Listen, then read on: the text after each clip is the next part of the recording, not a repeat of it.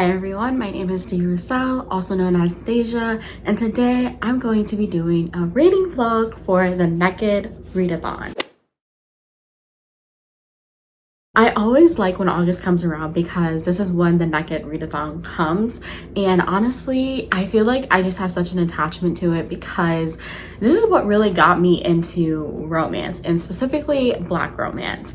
I tried Alyssa Cole's A Princess in Theory for that first readathon, and I think that was back in like 2020, and I don't know, I feel like I was just so surprised by like how much I actually enjoyed the book because I never really thought of myself as a romance reader, and I think even before that I wasn't really so focused on reading Black romance, and I didn't even think like at the time that there was a difference between like Black romance and interracial romance or anything like that. And while I still read like all sorts of romance, I feel like I'm always going back to Black romance, especially in the indie space, because it just, I don't know, I just really like it. And so I'm always happy when this readathon comes around because it just, I don't know, it's just like a comfort for me, and I get to find like a lot of new reads. And so for this year, the readathon is only a week long, so I'm going to try to stick to the 4 books that I'm going to be reading. I chose this kind of last minute because I've been switching kind of back and forth, and I'm already in the middle of 2 of them at least, or maybe 3 of them because I was skimming one, but I want to go back and like actually read it now. But I'm in the middle of 3 of them, and I'll put that like on the screen here. So the first one that I have will fit the prompt for prompt 1, and that is a new to you author, and this one is Only for the Week by Natasha Bishop. And this one I am super excited to read because everybody has been hyping this book up, and I don't know, like this is one of the ones that I'm already in the middle of, which I'll share my thoughts after I share my full CBR already. But yeah, this one's one that like almost everybody's recommending, and it's a new to me author, so hopefully I really enjoy it. The next book that I have is a rom-com, and I chose Honey and Spice for this one. I'm going to be listening to this one on audiobook, and this one is also one that I've heard really great reviews about. This one I definitely feel like I'm going to enjoy. Honey and Spice was pitched as like Dear White People, and honestly I really enjoyed that show, except like the last season. I feel like the last season, and maybe even the one before that, like I wasn't really obsessed with it as I was like in the beginning, but like I just feel like the Dear White People vibes are really gonna shine through in this one, and so I'm excited for that one. And then I also have Sinful Vow, and this will fulfill the prompt of a book recommended to you, and this one wasn't specifically recommended to me directly, but I know a lot of people are actually recommending this one. I know Heather at Heya Booktubes really likes this, and I know Ray at Bookmark Chronicles really enjoyed this, and the Golden Book Hunter on Instagram really enjoyed this. And so I'm just like, I just really hope I enjoy it, especially because I have been getting more into like the grittier side of romance, and I'm not sure if this is gonna be like a super gritty romance or a darker romance, but I don't know, the mafia, like a Black mafia, I'm really intrigued. And then the last one I'm going to read is Bingo Love, and this one was for the bonus prompt of read a graphic novel that's a romance, and it was so hard to find one. And honestly, I will have a little side note about that too, because I feel like I found another one, but for now Bingo Love is the only one that I actually could find that was like a sapphic Black romance. And so I feel like this is just gonna be such a cute story, and this is the one that I've already like kind of skimmed, but I want to go back and like take my time with it because I had to verify if the girl on the cover was actually Black. Like I couldn't really tell. She looked very multicultural, but I think she is Black. And so I'm going to be reading Bingo Love, and super excited about that one as well. But since I have already started like 2 or 3 of these, I'm going to just go through my thoughts on some of them so far. And so the first one that I started was Only for the Night, and this one I don't know, I feel like I'm really enjoying it. I really like the main character, and honestly there's a lot of people in this book already that I just want to fight on behalf of the main character because she is just so, how do I say it, like she's so accommodating for a lot of people around her. And so far I've only read the prologue in chapter 1, but so far you've like seen it like a couple of times, and even like the love interest, the male love interest, like he really like called her out on it a little bit, not in like a mean way, but like just like, why do you keep doing this? Even when she was trying to explain why, like she literally was like just kind of brushed it to the side. And so I feel like this is gonna be an interesting dynamic. The only thing that is really like bugging me a little bit is that like the male love interest, Rome, he just keeps staring at her, and it's honestly giving me like Edward Cullen vibes.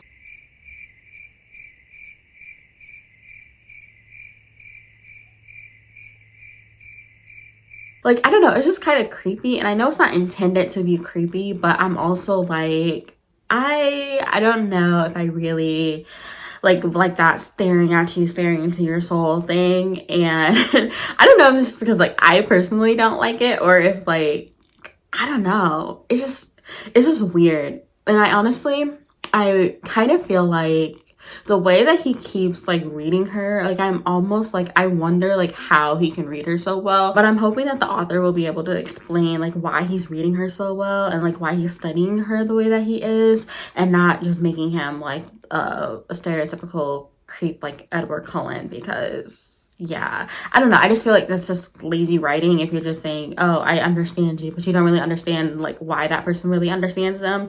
And so I know the next chapter is in his perspective, so maybe we'll get more detail into that, but so far it's a great book. The next book that I started is Honey and Spice, and I'm actually 25% into this because I was listening to it while I was cooking, or I guess technically after I was listening to like my throwback like hip-hop R&B stuff. I started getting tired of listening to that, so then I just started the audiobook. And Honey and Spice is definitely an interesting one. I feel like I'm enjoying it for the most part, but the parts that I really do enjoy is when like the main character and the male love interest are like bantering together, because outside of that I feel like it's just like taking a little too long to like build up this romance, because I'm 25% into it, and I feel like there was like a whole chapter that was just about like her outside life. And I don't know if I'm just like, because I'm expecting more of a romance element to it, that I was like, okay, I don't really care about like your outside like things. But I feel like when the romance actually does happen on page and they're like bantering with each other, then I'm really enjoying it. I just wish that I wouldn't like meander through like some of these outside things. I'm just like, this is taking a little too long to get to like the romantic element part. I'm also a little bit thrown off by the fact that it's only in her point of view, and I don't know if later on that we're gonna get his point of view, but honestly, like I'm not really sure that's gonna happen, because like I said, I'm like 25% into this book already. And so I don't know, we'll see about this one as well. And then the next one is Bingo Love, which, as I said, like I skimmed this before, and I feel like this is just gonna be like such a cute and sad read. Like this one is a sapphic graphic novel that is featuring two Black women, and it's kind of historical because you're trying to follow like these two grandmothers that like couldn't be together because of their like homophobic family. And so I don't know, it's gonna be like a really sad read, like when you see like why they can't get together, but I feel like in the end it's really going to be a cute story. But that's all of like the books so far that I have read. I'm really hoping that I will be able to finish at least one or two of them in the next day or so. I think I'll be able to finish only for the week in like a few days maybe. I don't know, because I really want to start Sinful out as well. And so yeah, I will update you later.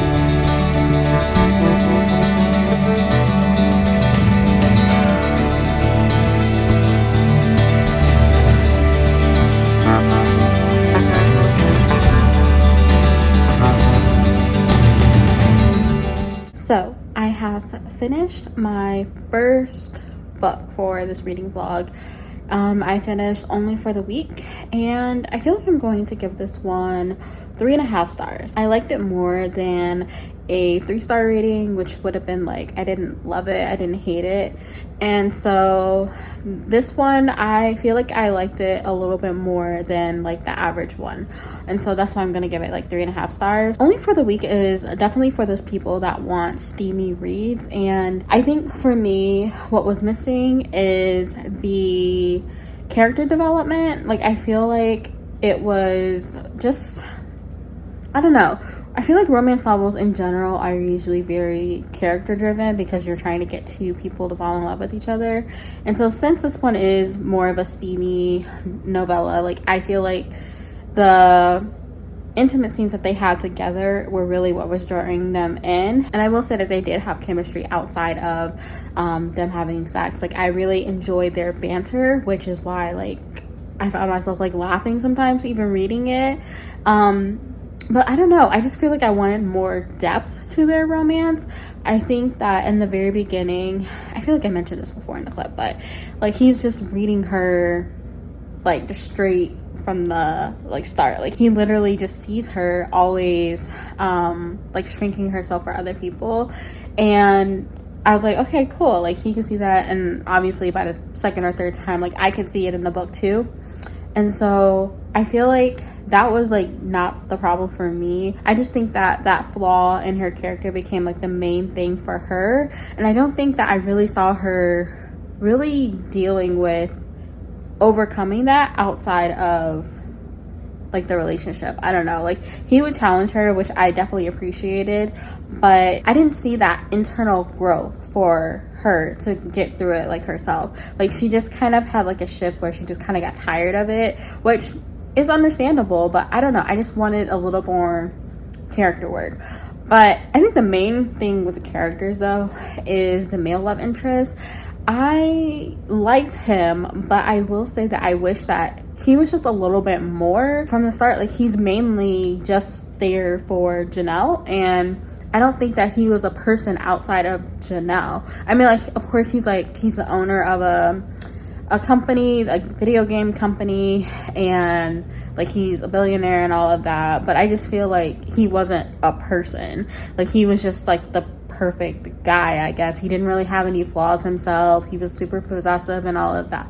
Well, maybe not possessive, I should say protective, which I don't know, I just want more depth to my male love interest. And I guess like my main question that I kept asking myself is like, what about Janelle makes you roam like Janelle? Like, I don't think I ever really got that. Like, I knew he was physically attracted to her, and like occasionally like he'll say like he liked his like that he liked her brain, and I can see why Janelle would like him, because he challenges her to like be more comfortable with speaking up for herself, which is like a great trait. But I'm just like, what did Janelle do for him? I'm not saying that she has to like buy him things or anything like that, but I'm also like, what characteristic that is in your like behavior or just the way that you are makes Rome like her? Like, I don't think I ever really got that, and maybe I'm just diving too deep into it because it's like only 200 pages, and like I said, like, it was fine. The banter between the characters were great and all of that. There was a lot of characters that I wanted to fight because just the disrespect was just, yeah. But I think this was a cute one. It's not my favorite. I don't think I'm ever going to reread it, but I would definitely recommend it for other people. It's really honestly like the perfect summer read. And so yeah, I mean, if you want to check it out, definitely do that. I am also halfway through Bingo Love, and it still is like super cute. Like, I skimmed through most of it already, but like I said in the beginning, like, I want to go through it more slowly. Both of the characters, they have husbands because they were kind of forced to marry men because they couldn't be in a sapphic relationship. And so one of the husbands, like, he is kind of annoying. Like, he makes it all about him, and I don't like that. Like, why are you making the situation about her wanting to be with her long lost love about you, and trying to guilt trip her into like staying with him so they can keep their family together? And I'm just like, No, I don't like that. I get that that's the point of like his character, like, and I know like stuff like that happen. I will just say I just can't even imagine having to like navigate through that, because I know it happens. And honestly, I was just so proud of her when she was just like go sleep on the couch and all of that. Like, she really just stood her ground, and I really like appreciated that. But I haven't listened more to Honey and Spice. I might do that a little bit tonight after dinner, but I also want to start Sinful Vow tonight, and I'm just super excited for that. Like, I don't know if it's going to be like a steamy one, but I'm just really hoping that like the drama is there for me, and I'm also really hoping that the male main character is really fleshed out for me, because I just feel like that's just a normal thing for romance novels. And I don't know if that's like me picking up the wrong ones, where like the guys are just not as developed. And I do think that it is the ones that I'm just picking up now that I'm even like thinking about some, because I do think that some of the ones that I have read that I really enjoyed, like the men do have like their own goals and things. Like A Princess in Theory, which is what I mentioned in the intro of this vlog, is like the male, I think his name is Theodore or something. I don't know, something like that, but he literally like had this whole goal like going to her. Like, he had like urgency to him that wasn't just about her. Like, he also had like a kingdom and stuff and all of that. So, and then I think of Beverly Jenkins, like Forbidden book, where the guy was passing, and like he has to navigate between like wanting her but then also like keeping up his appearances. Like, I feel like they were just more, they had more to them than just being about the female main character. And so I do think, yeah, it is the ones that I'm just picking up. But let me eat dinner, because I am super hungry and I want to go write a little bit to finish my own romance novel. But yeah, I will check in later.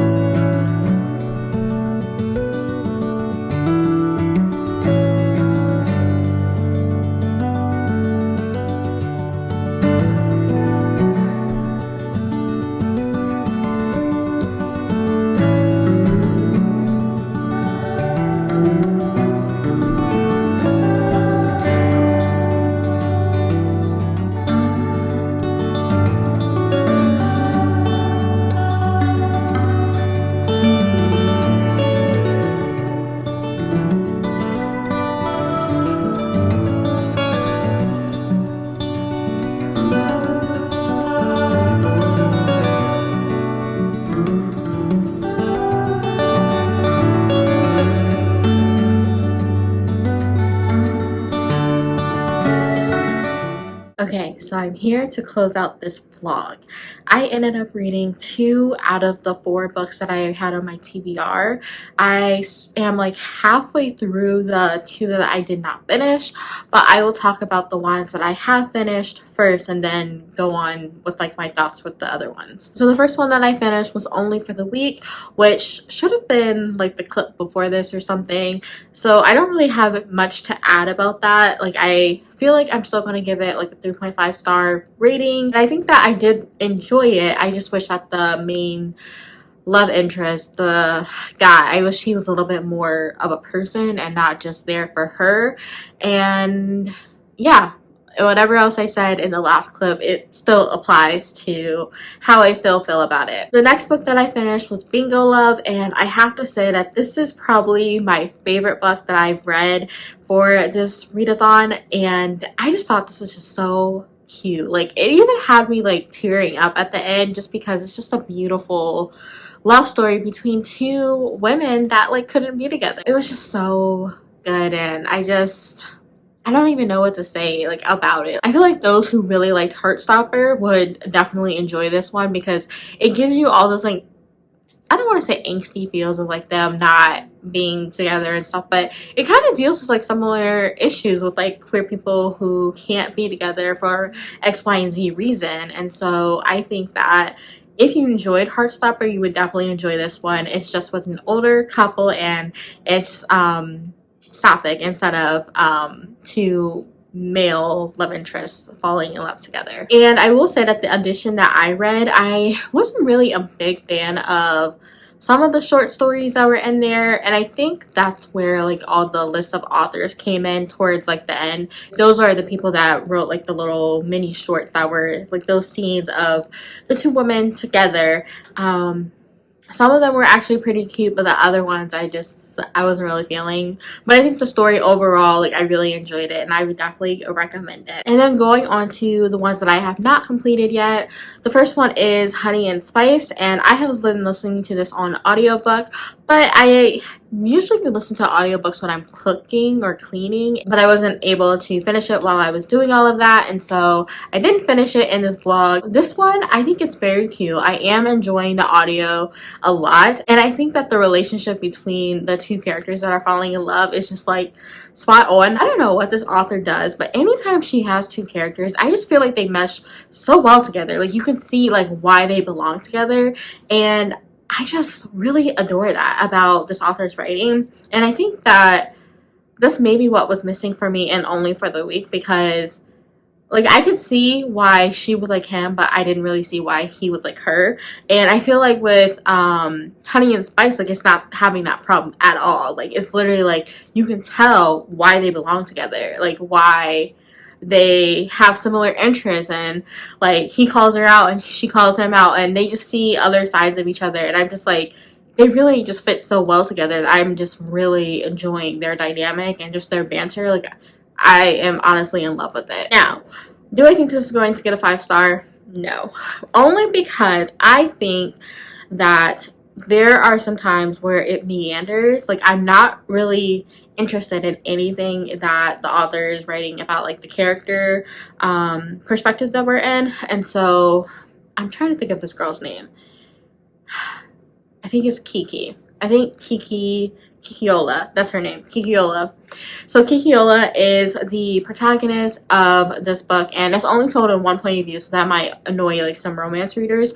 But I feel like there's some times where it's just like the external college issues that are happening, and I'm just not that interested in it. Like I want more of them, and not saying that it's not there, but I just think that the times that we are detracted from them being together, like I'm not a fan of those parts. That would be my only critique of it so far, but I am really enjoying the two characters together. And the last one that I started was Sinful Vow by Asia Monique, and I have very mixed thoughts about this book.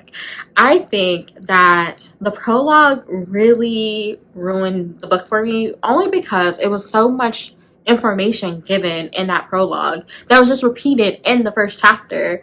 And I'm just like, it's all these like people being introduced and all these family lines, and I'm just like, I cannot keep up with all these like people in the beginning, and I'm not invested in the story yet. And so that was just a little disappointing for me. I think that it's getting a little better for me, and I feel like it's just because the two characters have a lot of like tension between each other, and I feel like that's romantic tension, sexual tension, and I just feel like the author's doing that really well. Now when it comes to the characters individually, I don't know if I like them yet. The main girl, Lola or something, I know it starts with an L. No, it starts with an L, but I cannot think of this girl's name. But I know she is like just this like badass character, and she's an assassin basically. And the guy, like he's also in like a whole mafia family too as well. Like they're both in mafia families, and so they're both like badass people and all of that.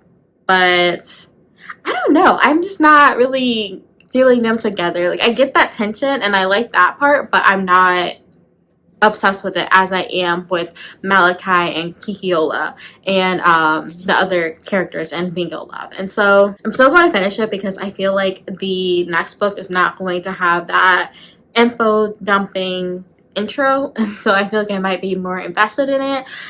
But yeah, I don't know how this is going to go. I feel like it's either going to be a 3 or a 3.5 star, and I heard that this one is actually the weakest one, and so I guess I'm just going to finish it so I can get to the rest of them and see how I feel about it. If I was to rank all of these books, even though I haven't finished some of them, I think I would put the top one as Bingo Love, and then I would do Honey and Spice, and then I think I would do only for the week, and then I would do Sinful Vow. I think that's what I'm going to say that the ratings are going to be. And these are definitely subject to change because depending on how the books end. I did want to touch on one more thing though, because I feel like I found another comic, like Black Love graphic novel, but the problem with this one is this one was written in like the 1970s, I want to say, and it's called Inward Love.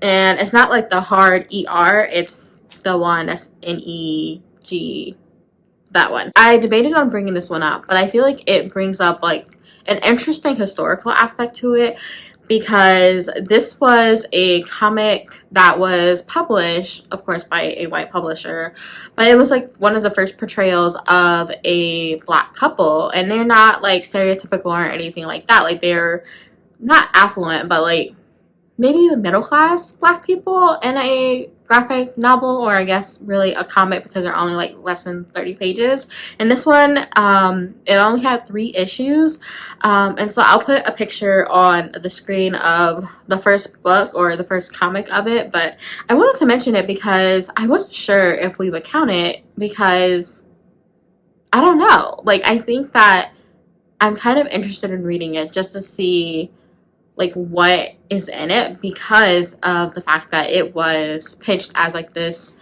great portrayal of Black love. It looks really romantic, but I'm also like, it's probably gonna have a lot of like sexist things, and so I don't know. I just wanted to mention that because I'm just like, I feel like I haven't heard anybody talk about it, and it's so hard to really find out about like Black love comics, but this one popped up in my research, and so I thought I would share it. And so I guess to close out this vlog, I'm very curious to know like what you all think about this comic, and I don't know whether or not you would read it. I'm gonna link more information down below about it and like the history of it. And so yeah, I guess that will wrap up today's video. I thank you for watching, and if you don't want to comment anything about like the comic that I found or any historical things that you know about it, then you can leave a brown heart emoji and maybe a black heart emoji, any type of like thing that represents Black love for you. And yeah, I guess I will see you in my next video. Bye.